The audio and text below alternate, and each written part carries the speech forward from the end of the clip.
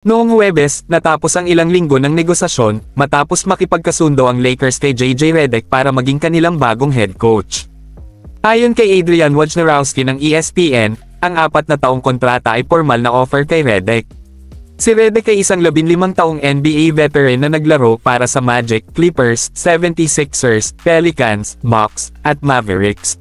Siya ay lubos na iginagalang sa buong liga at nakakuha ng isang reputasyon sa pagiging isang basketball genius dahil sa kanyang platform sa ESPN at ang kanyang mga podcast na kinabibilangan ng The Old Man at the Three at Mind the Game. Sa kabila ng kanyang malawak na knowledge sa laro, gayunpaman, walang experience sa head coaching si Redick sa anumang level. Hindi tulad ni Dan Hurley or James Borrego, walang mga credential sa coaching si Redick, at ang assignment na ito sa Lakers ang kanyang unang pagkakataon sa ganitong uri ng role. To say it's a major risk, ay isang maliit na pahayag para sa Lakers. Para kay GM Rob Pelinka, ang pag-asa ay ang kakayahan ni Redick, bilang isang leader at ang kanyang ability to connect with the players, ay will offset the growing pains, at makakatulong kay Redick na mas ulit ang koponang ito. It won't hurt to bring in a team of experienced professionals to fill out his staff. Ang 2024 NBA offseason ay puspusan na ngayon at ang unang malaking trade of the summer ay sa wakas ay nangyari na. Tulad ng iniulat ni Adrian Wojnarowski ng ESPN, ang Bulls at Thunder ay gumawa ng swap sa pagitan ng 21 taong gulang na si Josh Giddey at 7 taong veterano na si Alex Caruso.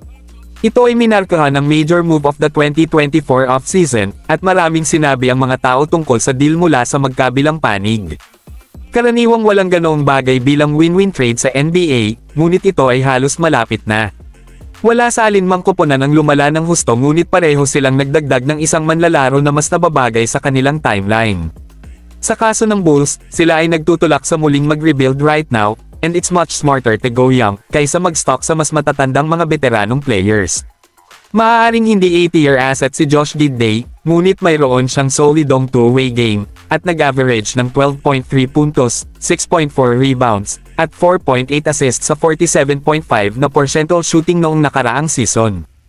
Bilang bahagi ng rotation ni Billy Donovan, maaari niyang i-shore up ang backcourt at maglaro sa ilan sa kanyang mga shooting struggles na may mas mataas na role at mas maraming pagkakataon na maka-score.